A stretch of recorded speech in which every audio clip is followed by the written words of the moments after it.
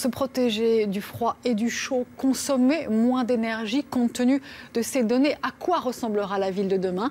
Un architecte franco-belge installé à Paris a une grosse cote en Asie. Taïwan lui fait confiance pour inventer les immeubles du futur. Ça donne ça. Regardez, c'est avec Milan Poyer. C'est un bâtiment qui semble futuriste, mais qui est déjà en train de voir le jour. Une tour d'habitation de 20 étages totalement écologique, en plein centre-ville à Taïwan. Le principe, que l'immeuble produise sa propre énergie et recycle ses déchets. Vous avez la grande pergola photovoltaïque au sommet qui génère l'électricité nécessaire à toutes les circulations verticales, ce qui permet d'économiser de l'énergie.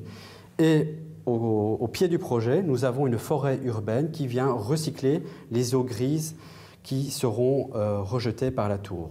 Une tour quasiment autosuffisante qu'a imaginé ce franco-belge. Vincent Calbeau a fait de l'architecture verte sa spécialité.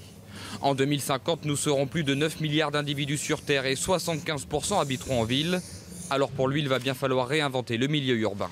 On estime aujourd'hui qu'on est dans une troisième phase d'urbanisation où après avoir construit les centres historiques, ensuite après avoir étalé les centres historiques en banlieue et donc en ayant construit la ville à la campagne, on est dans une troisième phase où on vient rapatrier la campagne au cœur de la ville. Pour lui, la ville doit maintenant se construire en hauteur et de manière plus fonctionnelle.